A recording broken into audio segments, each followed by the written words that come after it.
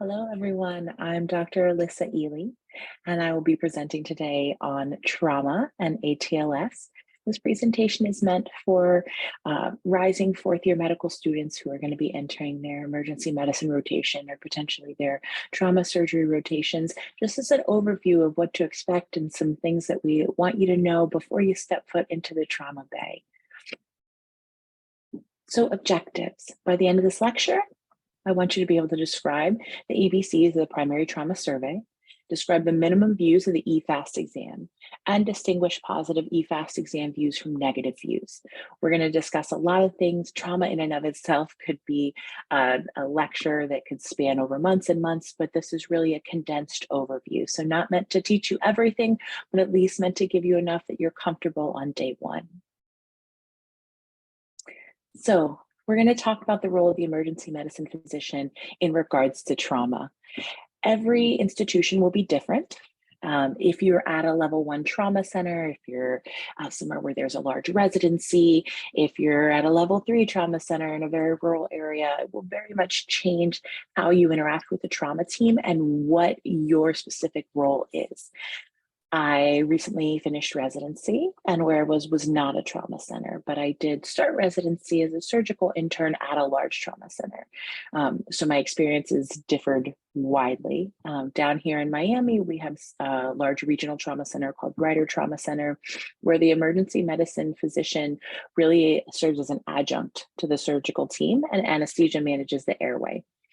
But where I was previously, the emergency physicians managed the airway while the trauma team managed the rest of the primary survey. So how you fit in will very much depend on where you are, and don't be afraid to ask, what are the expectations for me as I enter this rotation? Where do you want me in the room? How can I help? Because those sorts of things will definitely make your experience much easier. So let's talk about the general trauma outline. So you're going to begin with the primary survey when the patient arrives. And here we're just looking at, what do I need to take care of emergently in this moment? What are the life-threatening injuries and how do I need to intervene? Then we go to the secondary survey where we're doing a thorough head to toe, finding all those little things that we may have missed. Now, some patients will get imaging, some patients will not. It's going to depend on the patient's stability, your trauma protocols within your institution. And then we're going to talk about disposition. Does the patient go to the operating room? Does the patient go to the IR suite? Or does the patient get observed in the ER and then discharged? Or does the patient need to be transferred to a higher level of care? So welcome to the trauma bay. Especially as a medical student, this can be incredibly overwhelming. Trauma bays typically function sort of the same way that your code teams would function within the ER. Everyone has a designated role and a designated place. Typically what you'll see is the trauma surgeon who's leading it will be at the foot of the bed, so that they have sort of a bird's eye view of everything that's going on. Usually you'll have anesthesia or emergency medicine at the head of the bed with respiratory therapy managing the airway. Then you're gonna have your ER techs and your nurses on either side of the patient. You'll have someone assigned to obtain access. You'll have someone assigned to draw labs, all those sorts of things. Typically, as a med student, you're gonna find that you're most likely on the side of the bed. Med students don't do a ton of intubating during trauma cases because it does tend to be a very chaotic situation and not something that most people want to throw a med student into. But you may find yourself at the head of the bed as well, or you may be standing at the foot of the bed with the trauma attending who's sort of walking you through things, leading you through things. So let's talk about the lethal triad of trauma. So what we know is trauma patients get hypothermic. A large part of that is because they're losing blood. As they become more hypothermic, they become more coagulopathic.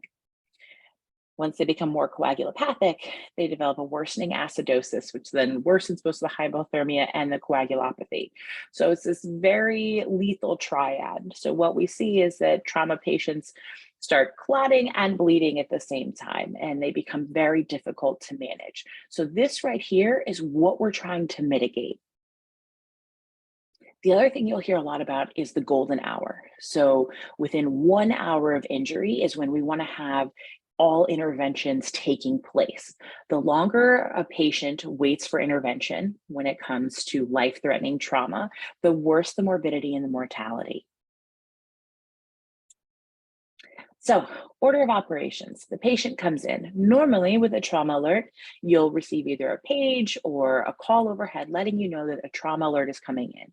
Most institutions also tend to have different levels of trauma. It might be your alpha trauma and your beta trauma, or your delta trauma, or your level 1 trauma, your level 2 trauma.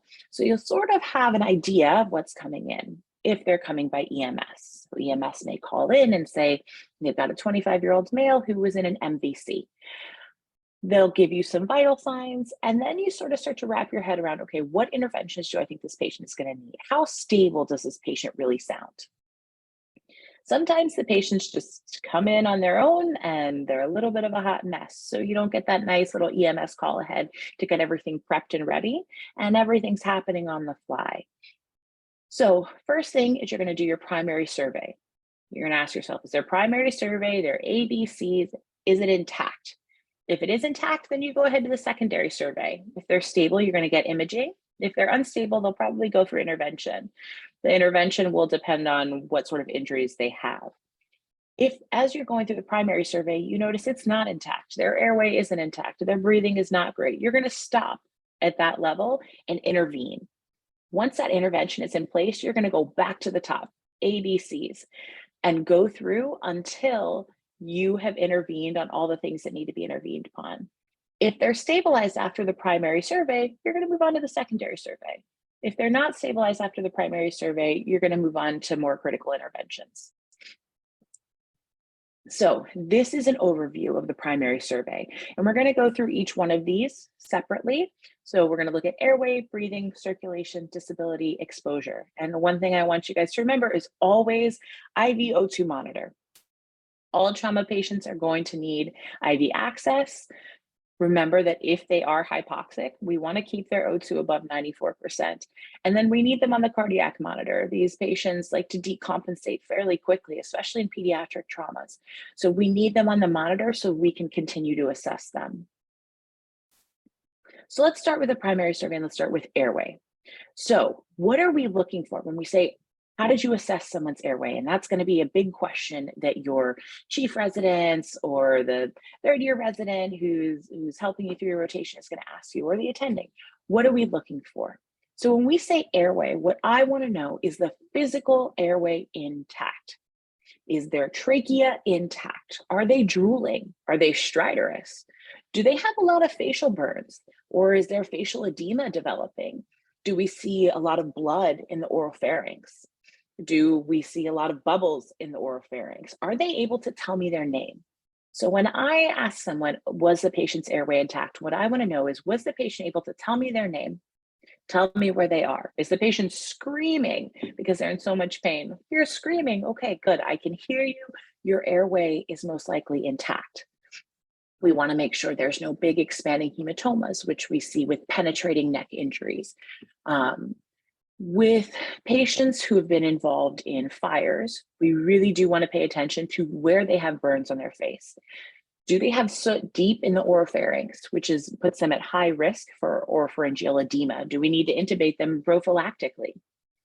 If a patient is stridorous, if a patient is not supporting their own airway, they are not tolerating their secretions, you're going to intubate. The intubation may be done by anesthesia, may be done by emergency medicine, but airway first and foremost. If their airway is not protected, and this also includes, is the patient so incoherent, is their GCS so low that they cannot protect their airway, we're going to intubate before we move on to anything else. In patients who have significant facial trauma, they actually may not be able to be intubated in the trauma bay. These patients may go for emergency trachs. The other option is sometimes these patients receive a crike in the ED prior to definitive management. So let's talk about breathing. When I say breathing, what am I looking at? What I want to know is, do I have decreased breath sounds when I listen? Is there tracheal deviation? Do we see what's called the flailed chest, which is this paradoxical movement of the chest wall, which occurs when you have contiguous rib fractures? If a patient's breathing 40 times a minute, I'm concerned. If a patient's oxygen is 70, I'm concerned. These are things that I want to see on the primary survey. So when your attending asks you, what was the B in the ABCs? They had bilateral breath sounds. There was no tracheal deviation, no obvious flailed chest, no decreased breath sounds at the bases, no absent breath sounds on one side or the other. If there is something wrong here, we're going to stop and we're going to intervene. This may mean placing a chest tube. A lot of times in trauma, it's going to mean placing a chest tube. So let's take a look at what flailed chest looks like. So what we see here is this paradoxical wall movement. And what's happened is this patient has multiple rib fractures. And so think about it, normally as we breathe in, we want to see the chest wall come in. But here, as the patient breathes in, their chest wall is actually moving outward.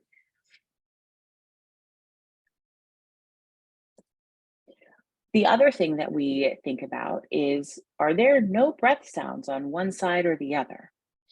If there are no breath sounds, then we're very concerned about a pneumothorax. Patients can develop what's called a tension pneumothorax. So we may see tracheal deviation, meaning the trachea is going to be pushed to the opposite side. Or maybe you go to auscultate and listen to the heart and you notice that the heart sounds seem very much shifted. This may all be secondary to a pneumothorax. Then we're going to talk about circulation. So when I say circulation, what I want to know is, are their pulses intact? So a patient who comes in who is cold, clammy, are they diaphoretic? When you palpate their radial pulses, are we feeling 2+ radial pulses? Are we feeling 2+ femoral pulses? Or are we feeling 1+? Are they weak? Are they thready? With trauma patients, and with any unstable patient really, we don't have the luxury of waiting to see, oh, let's see what the H&H comes back. Let's see what their hemoglobin is. Remember that it's always going to lag behind what it actually is. So when we have a trauma patient who is presenting with weak pulses, especially radial, femoral, weak carotid pulses, we need to intervene quickly. So any patient who comes in with weak pulses, who's cold, clammy, diaphoretic, etc., the first thing we're going to start with is IV fluids. So usually a liter of crystalloid, depending on your institution. It may be lactated ringers, it may be normal saline, it may be plasma-light. If that 1 liter doesn't bump your patient up, they don't respond appropriately, their pulses are still weak, they're still tachycardic, we're going to move on to massive transfusion. So we're going to start with PRVCs, uncross-matched. So remember that you can give O-positive blood to those who are biologic males and any biologic females who are postmenopausal. Otherwise, O-negative blood is needed. We're also going to give FFP and platelets. Typically, FFP takes a little bit longer to come down because it does have to be thawed. Platelets, you're going to give the universal platelets, which would be AB platelets. This is plus or minus calcium and TXA, depending on the stability of the patient and depending on institutional protocols, surgical preference, emergency medicine physician preference. So once we've intervened on these things, we have our ABCs. We're going to talk about D and E. So D is going to be disability. And here we want to know what deficits the patient has. Is the patient unable to move their left leg? Is the patient speaking incoherently? Are they dysarthric? Do they have one pupil that is larger than the other? Are they able to listen and follow commands? You're also going to expose the patient. So patients, trauma patients should be trauma naked every time. This is something across the board, most places that are large trauma centers are very comfortable with, very good at. Patients, places that are not large trauma centers tend to shy away from this because we always try to preserve a patient's dignity. For trauma patients, they are naked head to toe. Everything is cut off because trauma is all about the physical exam. And we need to see everything. If we can't see it, we can't treat it. The other thing to remember for exposure is toxins. So one thing that you will see a million times over in emergency medicine sim is exposure to organophosphate. months. And these patients will come in the sim and they're drooling and they have pulmonary edema. And if you don't take the time to make sure your entire team gowns up, I guarantee you in every sim, everyone in your team is then going to be exposed and then collapse and makes the sim very difficult. So we want to make sure we're assessing for toxins. Do we need to decontaminate this patient before we intervene? Because if you have staff that is exposed and then becomes sick, you just added multiple patients and you can't care for the initial patient that came in. Also, remember C-collar. So patients who had blunt injury need a C-collar and need to be on spinal precautions until they are cleared. So let's talk about the eFAST. So this is a primary survey adjunct. We haven't quite moved to the secondary survey yet, but this is some quick bedside imaging that we can get to help us really see where we should go with this patient. So there are a couple main views. The right upper quadrant, which typically is done first because it is a very sensitive area. So it's Morrison's pouch. So what we're looking at here is we see this right upper quadrant. So we see the liver, we see the edge of the liver, we see the kidney, and we see all this free fluid within Morrison's pouch. You're also going to look in the left upper quadrant, a subxiphoid view, because we want to see if there are any pericardial effusions. You're going to do a pelvic view, and then plus or minus pleural views. Typically in trauma, we are getting bilateral anterior thoracic views because we want to look for pneumothoraces. One thing to remember is that a negative FAST exam does not exclude intra-abdominal or intrathoracic injury. What it does is help us better triage the patient.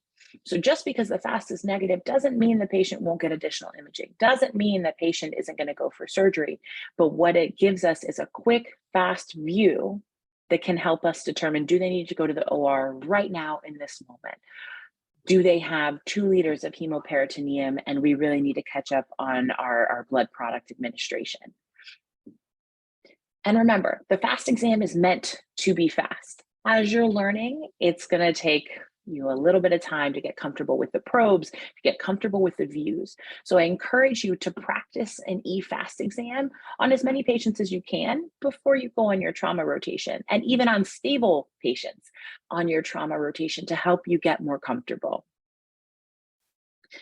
So here we're looking at the left upper quadrant. So we have the spleen, and then we see this right here is the kidney, and we see some free fluid, this hypoechoic area right here, indicating that there is some free fluid in the belly. In trauma, always assume that this is blood. In a patient who's not a trauma patient, who you're otherwise resuscitating, this may be ascites. But in a trauma patient, always assume that it's blood. This left upper quadrant view can be a little bit difficult to get because you do need to go fairly posterior. Your hand is going to hit the bed as you're obtaining this view. Also to note, this view is usually obtained with a curvilinear probe. Some institutions don't have every probe on every ultrasound, so you'll find that you'll mix and match, but the curvilinear probe will get you most views that you need. If not the curvilinear probe, then you can use the cardiac probe. So then let's talk about the pelvis. So really here, what I want to get is a good view of the bladder. And then I want to see, is there free fluid around the bladder? So here we have a bladder here.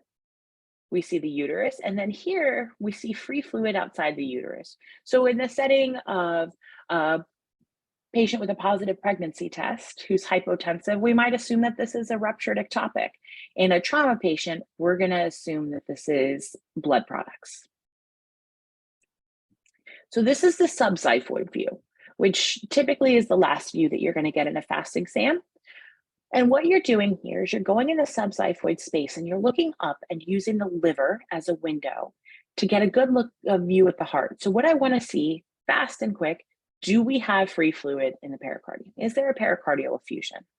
And once again, in your patient who has horrible heart failure, you might think, oh, is this accumulated secondary to the heart failure? If they have cancer, is this malignant pleural effusion? But in trauma patients, we are going to assume that this is blood products. The other thing we can see here is, are the ventricles, is there early collapse of the ventricles, indicating that we're developing tamponade? But first and foremost, we really just want to see, is there free fluid here? Now we're going to talk about the lung exam and the FAST exam. So in most trauma patients, you're going to get a chest x-ray, which is usually an AP, not a PA and a lateral, because we're not taking our trauma patients over to x-ray to have them stand up, etc. Chest x-rays miss a fair amount of pneumothoraces, especially because you have a patient who's lying supine, so the air tends to layer out. So one thing we can do to mitigate that is we can take a look with the ultrasound probe. And what we want to know is, do we have lung sliding? So here, and I'm going to show you guys a video of this as well, we have a normal lung versus a pneumothorax, and we have the ultrasound on M mode. So what we see here is what we call the seashore sign. And so it's going to be sand and waves. And this is indicating that we have lung sliding, and you should have lung sliding. That is a good thing. We want lung sliding. That tells us there's not a pneumothorax in the area where we're looking. Keep in mind that there may be another pneumothorax still if we look a little more posterior, or if we look a little more anterior, depending on the patient and the type of trauma they sustained. But usually in trauma, we're getting one or two quick anterior views. Over here, we see that there's no wall motion here. There's no lung sliding. This is the barcode sign. So this looks like when you go to the grocery store and you're trying to check out. If we see this, then we're assuming there's a pneumothorax there.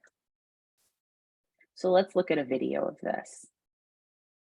So here we can see this sort of, sometimes people call it shimmering versus ants on a log. And what we're seeing here is the lung sliding. And then when we put the M mode on next to the video, we can see that seashore sign corresponding to the lung sliding. Versus when we find an area of pneumothorax. So here, we don't see that same shimmering or same ants on a log. There's no real lung sliding happening. And when we get a good view over here, we're seeing that barcode sign. There's no nice sandy beach and waves, just a barcode, which tells us there's most likely a pneumothorax in that area. So once you've completed the primary survey, you're going to move on to your secondary survey. And think of this as your routine history and physical that you get on every patient. So this is going to be very systematic, head to toe. Then you're going to obtain your ample history, allergies, medications, past medical history, when did they last eat, when was their last period, and anything that happens that they can remember. And when we say systematic head to toe, we mean systematic head to toe. So every scrape, every cut, every bruise, we want to make note of, because those may be areas that we need additional imaging. So now that we've discussed the primary survey, the secondary survey, let's go over a couple cases. So this first case, a 20-year-old male is brought to your ED at 2 a.m. by EMS after an MVC.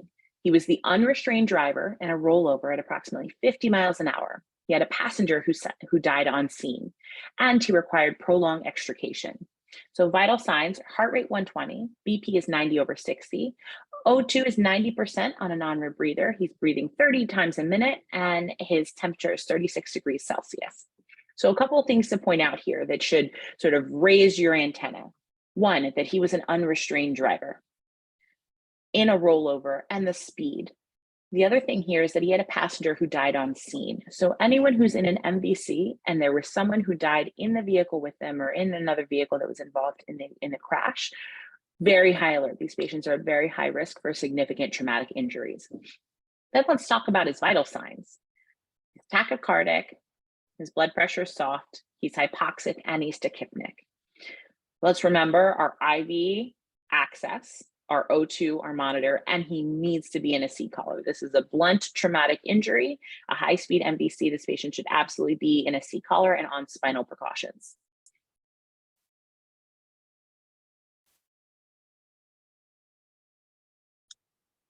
Okay, so starting from the top, let's talk about his airway. The patient speaking in full sentences, you don't see a big expanding hematoma, there's no soot in the oropharynx. Okay, his airway's intact. Check. We can move on to B. Breathing. So when you auscultate, you notice he has decreased breath sounds in the right anterior chest with tracheal deviation to the left. So we have two things here that should concern us. One, the decreased breath sounds.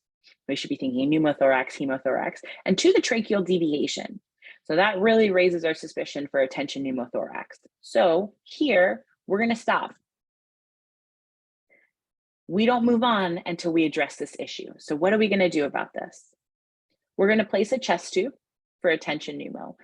Now, we like to use pigtail catheters for patients who have non-traumatic pneumothoraces, but in trauma, you're gonna use large French chest tubes because there's also high potential that they have a hemopneumothorax, and we wanna be able to drain. So you're gonna stop here, you're gonna place that chest tube. Don't move on, do not pass go, do not get $200. We don't get any imaging to tell us, oh, we don't need a chest x-ray. We have our physical exam findings that are consistent with a tension pneumothorax, we intervene. So we place a chest tube, and then we see that the patient's oxygen is improved to 96%, and his respiratory rate has come down to 20. So let's talk about circulation. So we've done A and B, we're gonna go to C. His radial and femoral pulses are 1+. He's got sluggish cap refill, he's pale and diaphoretic. So here, we're gonna stop and we're gonna intervene. So he gets 1 liter of LR, and afterwards, his vital signs don't look any better. His pulses are still 1+. What's our next step? We're gonna start blood product transfusion. So in a lot of places, massive transfusion protocol, usually people have already sent blood product down to the trauma bay, or you have blood product available in the trauma bay. So you'll start with PRBCs, platelets, and then FFP when it becomes available. So after he's given 1 unit of PRBCs, his heart rate's coming down, his blood pressure is coming up. So let's go to the next case. We have a 27-year-old male who comes in at 4 p.m. by EMS after diving headfirst into a shallow pool. He was removed by bystanders. En route, he was awake, speaking full sentences, but said he couldn't move his upper or lower extremities. So let's look at his vital signs. His heart rate's 75. His blood pressure is 80s over 50s. His O2 is 88%, so he's hypoxic. Respiratory rate is okay. So we get IV access, we place him on some O2 and the monitor, and this patient is absolutely placed in a C collar. The big thing here is that we need to be worried about spinal cord injury. So ABCs every time. Airway. So you say, what's your name? Do you know where you are? And he's mumbling words, but he doesn't really seem to be protecting his airway. He's not answering your questions. And you think his GCS is about 6. So what are we gonna do here? We have a patient who's not speaking coherently, who's got unstable vital signs and a GCS of 6. So we're gonna stop and we're gonna intervene. So this patient gets intubated for airway protection. Now keep in mind, we're concerned for a cervical spine injury. So someone is going to need to be holding C-spine while this patient is intubated. So the patient is intubated. We're gonna confirm the placement of the ET tube, which we can do several ways. Chest x-ray, end tidal CO2, you can use video laryngoscopy, you can even check endotracheal tube placement with ultrasound. Now that we have his airway intact, we're gonna go to breathing. His equal bilateral breath sounds, equal chest rise, no rales, no rhonchi, no crackles. Perfect, so breathing is intact. We get to move on. Really quickly, let's talk about GCS. So remember the EVM 456, and that will help you tremendously. So GCS is only used for adult patients. It's not used for pediatric patients. There is a little bit different of a system for pediatric patients. So I like to remember the 4 and the 1, the 5 and the 1, the 6 and the 1, and everything else in between, I sort of finagle. So eyes, are their eyes open? Do they only open their eyes when you say their name? Do they only open their eyes to pain? Do they not open their eyes at all? Orientation. When I ask them, are they able to tell me where they are, what happened, what their name is? Are they a little confused, but they can sort of tell me some things? Are they speaking, but what they're saying makes absolutely no sense? Or are they making sounds that aren't even words? Or are they not speaking, not making sounds at all? And then motor response. Do they follow your commands? And remember that if their arm is broken, so they can't move their arm, it's not that they can't obey your command, it's that their arm is broken and there's a physical limitation. Do they only move to localize pain? Do they only flex to withdraw from pain? Or do they have abnormal flexion or abnormal extension, meaning are they posturing? Are they potentially herniating? Or do they have no motor response? When you add these up, if their GCS is less than 8, you're going to intubate. So one thing I want you to take away here is there are so many nuances to when we intubate patients, right? Your patient who's intoxicated may have a GCS less than 8, but if they are otherwise protecting their airway, we tend to allow them to or observe them for clinical sobriety. In trauma patients, it tends to be a little bit more cut and dry. GCS less than 8, intubate. But please remember that there are so many nuances to this, and you will not be intubating every patient whose GCS is less than 8. Things that you're going to need for intubation. So there's a SOAP-me mnemonic. So you need suction. Usually with trauma patients, you're going to want double suction, just in case there's any blood in the oropharynx. You need your supplemental oxygen, your ET tube, but also your adjuncts, your nasopharyngeal airway, your LMA, your bougie, your scalpel in case someone needs a crike. Patient positioning is very important. In this patient, they have a C-spine injury, so patient positioning is going to be a little bit more difficult because you can't hyperextend their neck. Medications that you're going to need for RSI, and then equipment such as end-tidal CO2 monitoring or glide scope or video laryngoscopy. So here we have direct visualization of the vocal cords. It's a beautiful view. This is end-tidal capnography. So this will change colors in the presence of CO2. So we want to see it change from purple to yellow. We're going to auscultate once they're intubated. And then ultimately you will get a chest x-ray to look at placement. So now we've taken care of airway, breathing, looking at circulation. The patient has sluggish cap refill. He has flushed warm skin, but he's starting to become clammy. So we're going to stop. We give him a liter bolus. Vital signs are really unchanged. So what's our next step? For this patient, we're going to start an infusion of eFAST. So ultimately, this patient would probably receive blood products as well. But this is a patient who we're presuming has a spinal cord injury, and our concern is for neurogenic shock. And trauma, typically, the thought is hemorrhagic shock, hemorrhagic shock, hemorrhagic shock. If a trauma attending asks you for 5 differentials on why your patient is hypotensive, the answer, the first 5 differentials are going to be hemorrhagic shock. In this case, we really want to think about neurogenic shock. So we start the patient on eFAST, heart rate comes up, and BP comes up as well.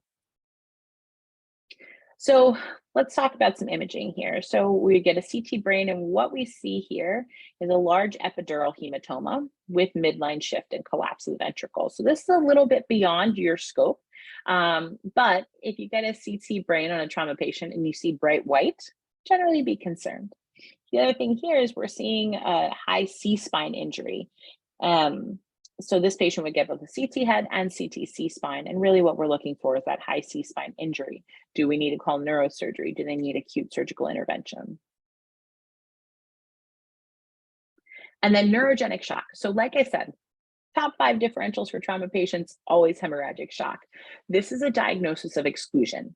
So once we've ruled out that there is no intra-abdominal, intrathoracic, or pelvic injury, or they're not hypothermic or hypovolemic, then we're going to start thinking about neurogenic shock. So are they hypotensive and bradycardic? So this should concern you, a patient who's both hypotensive and bradycardic, because the normal compensatory mechanism is tachycardia. And then we're going to do IV fluids and vasopressors. So you can never go wrong with eFAST as a vasopressor, just in general. And let's go over the last case. A 25-year-old male is brought to your ED at 12 a.m. by EMS after obtaining multiple gunshot wounds to the chest and abdomen. So he was shot within the box. You'll hear that saying a lot. Patient reporting pain on the scene, and he was pale as per EMS. So he comes in, his heart rate's 135, BP is 80/40, O2 sat is 72%, respiratory rate 30, temp is 36. So he gets IV access, O2 monitor, don't necessarily need a C collar here. This patient is a penetrating injury, but his vital signs don't look too hot. So let's start with airway. Patient arrives unresponsive. He was speaking on scene and became unresponsive en route. So a patient who is unresponsive, who cannot speak to me, we're going to stop, and they're going to get intubated for airway protection. Not to mention this patient was also tachypnic and significantly hypoxic. So we'll confirm placement of our ET tube. Then we're going to go to breathing. So we notice decreased breath sounds on the right chest without tracheal deviation. So this could be a pneumothorax, but this could also be a hemothorax. He sustained multiple gunshot wounds to the chest. So we're going to stop, do not pass go. And here, what we're seeing is all of this white out here, and this is concerning for a hemothorax. So we're going to stop, and this patient gets a chest tube. So after the chest tube, his oxygen still isn't improving, and his respiratory rate is coming down. So we're moving to circulation. His radial and femoral pulses are 1+. He has delayed cap refill. He's pale, diaphoretic, and all of a sudden the patient loses his pulses, and he's now in full cardiac arrest. What do we do now? So we're going to start CPR. And while CPR is started, we're going to activate a massive transfusion protocol. And then this patient gets an ED thoracotomy. So let's talk a little bit about ED thoracotomies. So you may or may not see one of these while you're in the emergency department, while you're on your trauma rotation. And they are very brutal procedures, and they're pretty strict guidelines as to when we can actually do an ED thoracotomy. So first and foremost, you do not do an ED thoracotomy if you don't have trauma surgery or cardiothoracic surgery in-house to provide definitive treatment for the patient. The goal here is to treat a patient, typically patients who have penetrating injuries, to try and cross-clamp the aorta to prevent further blood loss. So there are two different sets of guidelines. There's the East guidelines and the West guidelines for when we can actually do a thoracotomy. So the East guidelines say that if a patient is pulseless with signs of life after penetrating thoracic injury, so it's very specific, pulseless with signs of life after penetrating thoracic injury. Or if they're pulseless without signs of life after penetrating thoracic injury, or extrathoracic injury, or pulseless after blunt injury, you can consider it. But if the patients are pulseless without signs of life after blunt injury, usually not recommended. So this would be your patient who is in an MVC, who lost pulses in the field, who has been receiving CPR for 15 minutes. The East guidelines, who came in, whose pupils are fixed and dilated, the East guidelines would say this is not a patient who's a candidate for resuscitative thoracotomy. Versus your West guidelines, which do allow for resuscitative thoracotomies in patients who had blunt trauma who've been down for less than 10 minutes. Penetrating trauma, they expand to 15 minutes of pre-hospital CPR or 5 minutes of pre-hospital CPR in patients who had penetrating trauma to the neck or an extremity. And they recommend against for patients in profound refractory shock. So the survival rate is dismal. It is less than 1%. But especially in very young patients who've had penetrating traumas, you will see that trauma surgeons and ED physicians tend to want to do more in hopes that this patient will be part of the 1%. So the goal here, once again, we're opening up the thoracic cavity so that we can visualize the aorta and cross-clamp it while we try and repair as much as we can to stop bleeding.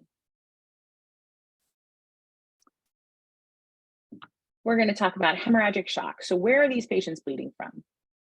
The thoracic cavity, the peritoneal cavity, in the retroperitoneal space, which you will miss on your FAST exam. In the thighs, remember the thighs can hold about 1 liter each in an adult patient. And on the floor, the patient may come in and you're seeing a negative FAST exam, but that's because they did most of their bleeding on scene. Management, we're always going to find and treat the cause, try to correct coagulopathies, avoid hypothermia, resuscitate, and get help. We want our trauma surgeons there. We want our interventional radiologists there because it's only through an entire team that we can save these patients. Lastly, I want to speak a little bit about healthcare disparities in trauma. So trauma care, no different than any other subset of healthcare in the United States, does see significant disparities between white patients and patients of color. So patients of color tend to have higher morbidity and mortality than their white counterparts in trauma care. Uninsured and low socioeconomic status patients had even worse morbidity and mortality than their white counterparts. Pediatric patients of color are less likely to receive opioid analgesia in the emergency department in the setting of trauma. They also have 3 times higher mortality with TBIs compared to their white patients and worse functional outcomes. Women and people of color are much less likely to be referred for rehabilitative services in the setting of trauma. And these differences persist even when controlling for the injury severity scale and the type of injury, blunt versus penetrating. And this is something to keep in mind. How are we approaching our trauma patients? Are we changing our care based on their insurance status? Do we have unconscious bias that we need to address to ensure that we are providing the same high level of care to all of our patients across the board? And we also need to consider that urban areas have higher minority populations and also higher levels of blunt and penetrating trauma. And there may be a sort of stigma associated with treating those patients and assumptions made that these patients were involved in gang violence, drug violence, whatever the case may be. So it's always important that we recognize our own biases and consider those when we are treating our patients, especially our trauma patients, and advocate for them at any time that we can. So in summary, if there's anything that you take away from this talk, let it be ABCDE, IVO2 monitor. Critical interventions at every step. And when you don't know what to do, go back to the top, go back to your ABCs. Trauma naked, every patient, every time. Remember that golden hour. We want those interventions within that first hour. Don't forget your eFAST as an adjunct to your primary survey, and always consider healthcare disparities in the treatment of trauma patients. Lastly, these are some great resources for trauma. ACS and EAST both have practice guidelines. The POCUS Atlas has great videos that'll show you different views of the FAST exam as the Sonosite.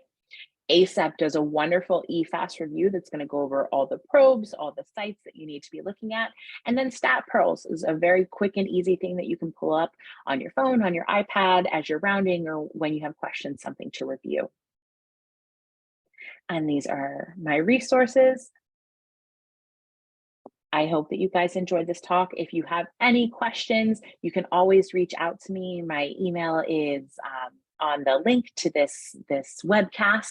Also, I strongly encourage you to join JEDI. We would love to increase our membership, and we want to just see it growing and growing, and we want to change the face of emergency medicine. Thank you all for your time.